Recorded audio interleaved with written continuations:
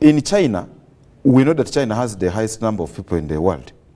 And how did this come into being? Their first leader, Mao Zedong, told the Chinese, our country is big, but we have got enemies. In order for us to protect this country, we must produce and have enough population to protect our country. Then too, we must provide labor to these people. Those were genuine reasons. In Uganda, our population is growing at an astronomical speed. But how good is our population? This is something that we have to check on. If, for sure, we know the teacher-student gap is 43%, meaning we don't have adequate teachers to handle this population. But the rate at which the population is growing is just alarming. Over the weekend, I was having a conversation with one friend who is a doctor, was carrying out some research in some health facilities. And he went in one of the districts, which I don't want to mention here. Shockingly, he told me that when he went to that health facility, it's a health center for, he was told that in that health center, every month, 400 babies are born. Yeah, I don't want to mention that this is in eastern Uganda. Now, one health center, 400 kids are born. A month? A month. In 4 weeks? Yeah, in 4 weeks. Yeah. Almost every week, if you divide, 100 babies are born. Yeah, so we are talking of scarcity of resources in the country, but the rate at which producing is just overwhelming. Is it possible that we can first check our population and say, yes, we need a big population, everybody, because the country, the constitution says... We need quality population. Exactly. We need both quantity and quality. Yeah, in fact, quality should come first. If we attain the qualitative aspect, then we can look at the quantity. But as we speak now, our population is just not tenable. That is one thing that we have to check. But the other thing is also, we have other issues in the society, corruption. The government tries to get resources, allocate these resources to districts, to schools or whatever, but you are in the media. You know how much corruption happens in these schools. A few months ago, I heard of a situation where I think it was one of the media centers where they were saying one person is the district education officer, but this DEO is again getting salary as the head of school somewhere. So you see this kind of things. You find that the salary that this person takes would probably be able to pay 5 or 4 teachers to fight the number of teacher issues that we have in society. So corruption is one of them. But even the perspective, changing the perspective, there are parents who still don't want to take their children to school. And they think if any situation forces them to take them to school, then the government must be able to provide everything. They believe education because it is a right. It's a constitutional right in Uganda. It's a constitutional, but the constitution says every Ugandan has a right to responsible parenthood. It's not just a right that you must produce. Are you taking responsibility after you have produced? If you know you are not able to take responsibility, then I think that right does not fit you. So much as we have a right to have children and the rest, we also have a responsibility to take care of these children. We have a role to play. Everything is not for the government. So I also implore the public that if you have taken a child to school, what else are you doing to help the government to make sure that this child is in a conducive learning environment? Now, when you talk about parenting and responsibilities with universal primary education, one would think every child would be in school. What is the role of the community here? You move in an area, some are going to school, others is the loitering around with banana, baskets of banana, others are selling eggs, and yet government is spending so much here. How do we involve? Because first, let's get them there and then discuss quality. Yes, getting there is one thing, but these children we see loitering, or those who have dropped out of school, if you went out to carry out research, most people will tell you, one, the parents have been negligent. Two, it's because of poverty. Three, these children have been stubborn and they have just decided to. But there are a lot of factors. Like I have told you, a child who is not comfortable in school for one reason or another. For example, here our system is such a way that at the end of the term you must give exams. But a child who is becoming the last every time gets demotivated to go to school. So may drop out of school. But why is this child becoming the last in class? Some will say this child is stupid. This child is dull. But for us in education, we say there are issues that affect learning, the mental development of the child. Have we done a search to see the learning difficulties or the disabilities this child has? We have not. If I ask you of any teacher who knows about any specialist to deal with the hearing impairments or whatever, in our communities, they are not there. How about a child who is coming to classes and is having difficulties listening to the teacher hearing? What have we done to help this child? So when they get demotivated, they run out of school, we conclude that these children were stubborn, were stupid, and that kind of thing. So as a community, one, you're a parent, you have your child, you've grown up with this child. The information you have about this child is crucial. Can you give this information to the teachers at school such that they know? Because there could be somebody who is more knowledgeable than you and can advise appropriately that maybe if this child behaves this, it could be associated to this kind of problem. So there must be a connection between the school and the community. Let the parents not simply say, because I have given you a book, I have bought uniform, now you go to school and do whatever you want. No, there must be a very close relationship between the school and the community. That is very important. Sometimes parents don't have even that connection with the teachers. The child goes to school even when they are told to come for special school days. You never see them there. You've just reminded me, I remember why in school we had this student that was always told to go out as we are studying, then come back. Then go out, then come back. Because you were told that his concentration levels, he couldn't concentrate for a long time like we do, so he needed to go. I would find it a bit, but now I get what you're talking about, that when a parent explains, rather than just saying because someone can't answer exams and pass them the way others do, they repeat class, you have that repeating, then someone feels they have over-repeated, others are passing them, and sometimes they get out of the education system. Allow us to go for a short break. When we return, we'll still be discussing more of how best we can ensure that every Ugandan child that is of school-going age attends school. How we can find out that even with high levels of poverty in some particular parts of this country, the effect of poverty on education will reduce that. I return with my guests very shortly.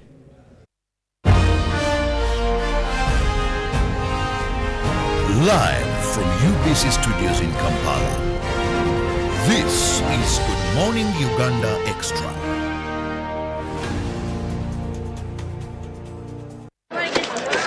Junko. Yo. Wachiko. Check the shopping, man. What's your secret? Haven't you heard of the parish development model PDM? Yes, I did, but I thought it was just a talk. No, it is real.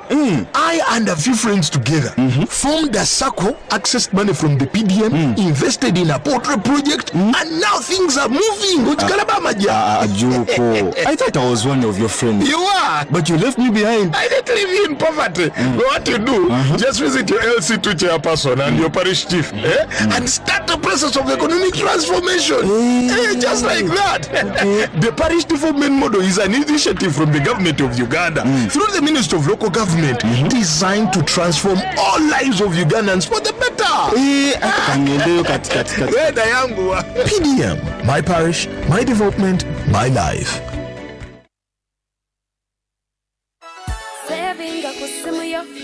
In the heart of Uganda, a financial revolution is happening. We were once left out, saving the old-fashioned way, with an unexpected saving spot, keeping it too close for comfort. But now, we found a better way to save and manage money. Download the Wendy app from Google Play or App Store or dial *229#. With Wendy, your money is safe and you can earn interest daily. Visit your Google Play or App Store or dial *229# to register. Wendy Wanawoli. A new dawn on Behind the Headlines with me, Timothy Nyangweso. Every Wednesday, live in our studios in the heart of Kampala, we have conversations that have analysis, explanation, but not every truth is fact and not every fact is truth. Every Wednesday, 10 p.m. on your public broadcaster. All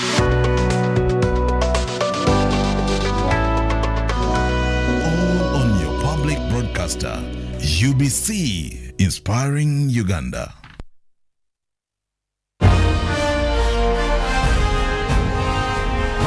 Live from UBC Studios in Kampala, this is Good Morning Uganda Extra.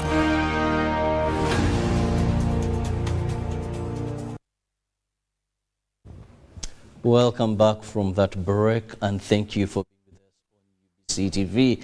I'm still with my guest this morning, and we are looking at how poverty affects education in our country. And I'm with Paul Bendera Ontalo, who happens to be an author and also a consultant in education. He has been in this field for a long time. He has taught in various parts of the world and also back home here.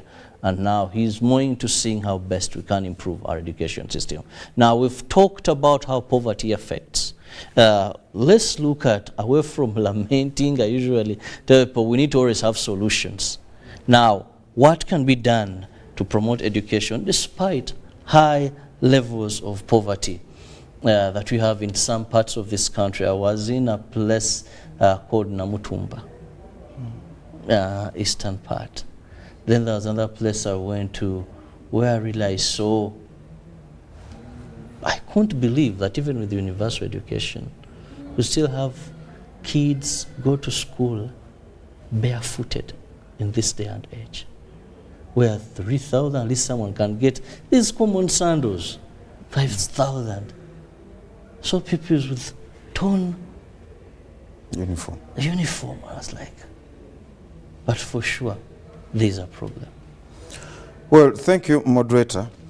What I want our viewers to be cognizant about is that poverty influences the choices one makes. When you're talking of these children dropping out of school for various reasons I've mentioned, one, there are those who come to school on a hungry stomach. A child did not have supper, wakes up in the morning, has to go to school on a hungry stomach, is exposed to a lot of work at school.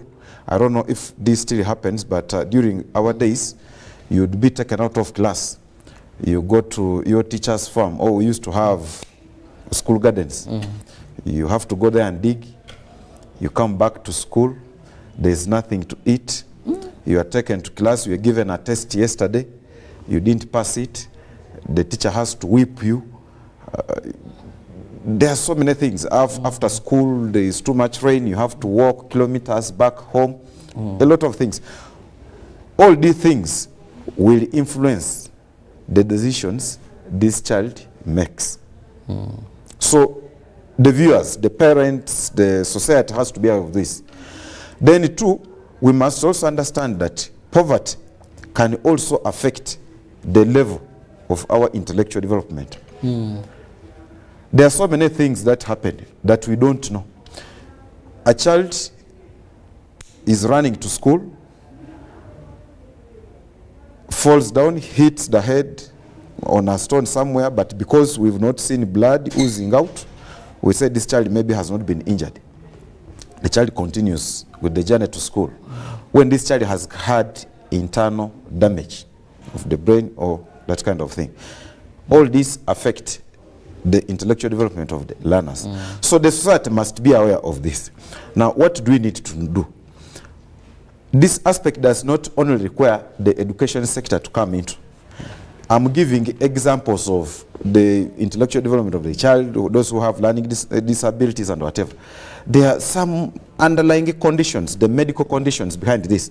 So we need to bring different sectors on board. the health sector needs to come in. Because when you're talking of somebody who is a specialist, maybe in the hearing field and whatever, we have to get this from the health sector. We should not leave everything to the education sector. We are talking of issues of corruption, where the government disburses funds to the district for education purposes, but when it reaches a certain level, somebody embezzles that money. What do we need to do? The government has got the anti-corruption unit. They have to come on board. After they have investigated, in fact, they work in collaboration with the police force. They come up with findings. The judiciary has to come in. So matters of education should not only be left to the education sector. Everybody has to be involved. The health officials have to come in. There are children who go to school, a child is sick, but we don't know that he's sick. Are we able to provide health services closer to these schools? I wonder how many schools, if not in town here, but up country, have got a health facility in school, that if a child is not feeling well, can go for early diagnosis. Very few of them have them. So the health sector must help the education sector. The judiciary must help the education sector, the anti-corruption units, the police force. All these have to be involved. That's one. Then what else must be done? Like I have said previous, one, as a society, we must check our population growth. This is not something somebody will wake up and tell you. I was in my village and something, somebody said something that was very interesting to me. When I was asking my friend, but really, you've told me a child has been chased from school. At school, they want 700 shillings. 700? Yes, 700 to grind the maize they take for porridge. Okay. Then he tells me the child was chased from school. The child is at home. But this gentleman has got 2 wives. And they are continuing to produce. So I ask him, if honestly you cannot provide 700 to a school, why do you have the second wife? Why are you continuing to produce? The answer he gave me was that the president said we must produce. I said, okay, the president might have said, I didn't hear, but he might have said. But there are so many good things the president has said. One of them is that do not sell land. People sell land in my area every day. Why have we ignored that? Land fragmentation is something he says, no, rather have a project as a Yes, family. the president is always talking about value addition in whatever we are doing. Why did you only pick that the president said we must produce, but these others you don't pay attention to? So our society also needs to change in the way we think towards what we want this population for and what education should be. Then the teachers also, the education leaders and whatever, I think we just need to be honest and fair to our society that if I'm supposed to provide this service, what are the things that I'm supposed to do to ensure that I am successful in whatever I'm doing? If you're a teacher, are you going an extra mile even if you're not provided this? I was talking of using the local environment as the best laboratory for our learning process. Before they buy this for you to engage in your learning process, well, how have you used your learning environment to promote what you're learning? Not everything should come from school. You are going to teach area. This child is sleeping on a rectangular bed at home. Why don't you introduce this to use what they have at home? Let them draw whatever they have, any rectangular objects they have at home. They will tell you, this is my bed, you discuss this area. So let us use the local environment as we wait for what the government can provide. But in real terms, we don't have enough resources. The government is pleading for people to pay taxes. Let us pay taxes. But after these taxes have been paid, how they are used, those institutions have told you, and corruption or whatever, let them make sure that these taxes are collected and they reach the right place where they're supposed to. Well, we are still looking at how best we can ensure that we have effective learning, effective education amidst poverty, which is a big factor when it comes to hindrance of our children from attaining the education that we want them to attain. I'm still with I'm still with Bendera, and we are discussing this. Well, Bendera, when I look at time, it seems to be flying. But before I let you go, education has been highly commercialized today, and of which we have most of the schools as private schools. Now we've been talking about what can be done on the side of government. Those days we had first it was the missionary, the Muslims. We had those, when I talk of missionary, we had those Anglican founded, Catholic founded, then the Muslim founded schools. So it was based on religion, though many your masters were still preparing people who would aid them govern properly. Then we had community schools that you, I, and a few people from that same area who had tested education now wanted to improve education in their locality. So they built these schools, community schools, not much to make money out of them anyway, but have the community study and learn. Then later, there came in now private schools. I begin my school, I go to the bank, I get loans. The purpose is to make money. Much as education is what I have to sell, but the purpose is to make money. Today, these dominate our education system. Pre-primary, I don't know of a government pre-primary school. Primary, if you have to look at how many government schools vis-a-vis private schools, then when you go to A-level, when you go to, it is worse. Now, with commercialization of education, where even someone would know that if I invest more of this, it may be affecting or affecting my profits. So in such a situation, what you had proposed, how would we manage to sail through? We've even seen ministry come with some issues, no triple deckers, saying don't do this, don't charge exorbitant fees, and that all doesn't see the light of day. Thank you, moderator. I think the problem started when the population deviated from what the purpose of education is. Those years you are talking of, the purpose of education was to prepare a student for the future. Today, the purpose of education is to prepare a student to pass examinations. And why is it so? We are all looking at the types of jobs we are looking at the white-collar jobs, which are not enough. Now, for you to get those white-collar jobs, you must perform well academically. And that has limited scope. Now, what has happened is, which school can make my child excel with distinctions, with the S? It's the school where most parents want to take their children. Now, are those schools enough? For the population, the answer is no. There is a lot of competition. Now, what do I need to do such that next year, most children are not taken to your school, but are brought to my school? One, I'm going to charge highly, such that I provide a very conducive, not even learning environment, but an environment where students can be comfortably seated. I want to give you an example. A school these days, there are very few schools that still have the school gardens and whatever, because people have moved away from those. So people have concentrated on the rooms. Students must sit in the room, they must do these examinations, they have to pass, no matter the cost. So some of this money you're asking for, this money is being used for these schools to get examinations such that the children can pass and the rest. Now, what, for me, I think the government should do, the government must come up with a policy. And we go back to our old system. There are things that must be avoided.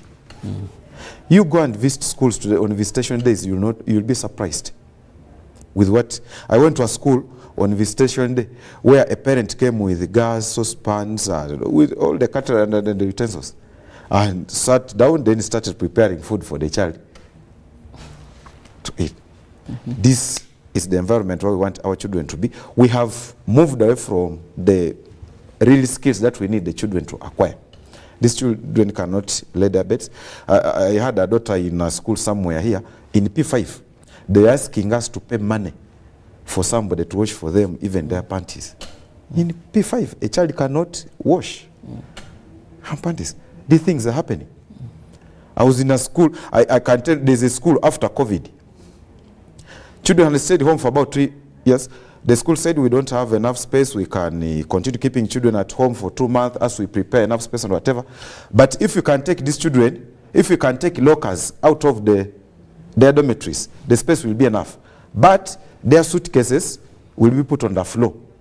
Parents, do you agree? There are parents who said no. The locker should stay in the class, children should go back home for more 2 months because my child cannot put a suitcase on the floor. And this is a tiled floor. It's a very prominent school here. So we are not creating a conducive learning environment, but we are just creating an environment that allows children to grow, but not intellectually as we want. So for me, I think the government needs to come up with a policy to check one. And this issue of, in fact, I'm very thankful of the Minister of Education that they have introduced this new lower secondary curriculum.